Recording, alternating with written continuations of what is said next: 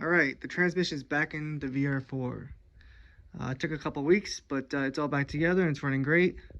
There's a new rear main seal, a Fidenza lightweight flywheel, a OE Exedi clutch assembly, which is the clutch, the pressure plate, throwout bearing, a new clutch fork, a new clutch slave, a new transmission mount. I think that's it. I also made my own clutch. This has a clutch booster, so it has a vacuum line to the clutch. I made it similar to the brake line with a check valve, just because the OE isn't made anymore and it was leaking. So that new clutch line, I plugged. If anyone knows this car, it has for the clutch booster, it has a reservoir to hold vacuum on startup only, so that when you start the car up, it feels like there's vacuum and the clutch has the booster and it's light. I removed it, and I don't know if it's a new clutch or me removing it and plugging it or both, but now the clutch is way light. It's actually pretty nice, considering. It might be a little too light if you really like that clutch engagement, but right now it's great. The clutch is light. Before I had an issue where it was super heavy, and also the engagement was basically on the floor. The engagement was, I don't know, an inch from the floor, if that, maybe a half of an inch. Now it's still a little low for my liking, just because I'm used to the 240, which is about midway.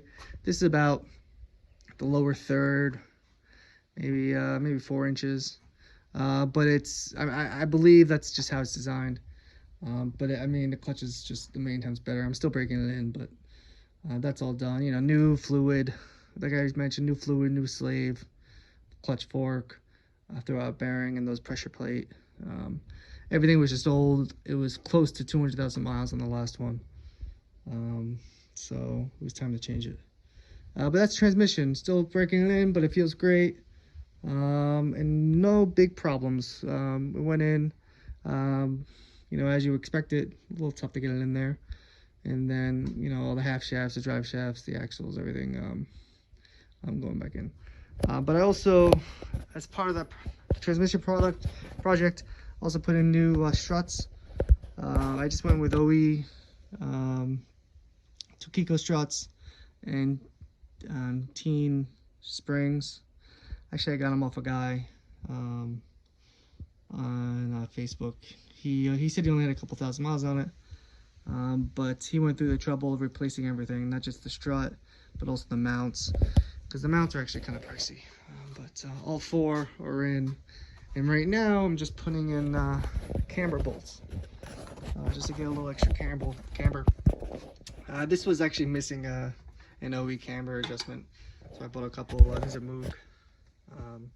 MOOG, and just putting those in there. I mean, they're easy. It's just the top bolt on the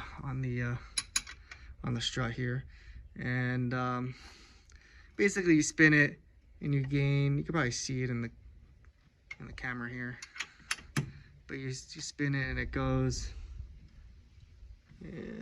negative and positive, and it has markings on the nut as well. So I'm just gonna put it. It's supposed to give me 1 3/4 camber. I'm gonna put it all the way negative. I did the other side already. Tighten it down and see how it works.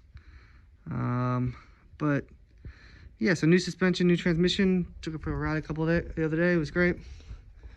I haven't decided what the next project will be, but I'll put it on YouTube, whatever it is. But that's that. New clutch, new fluids, new suspension, new springs, and we'll see what's next.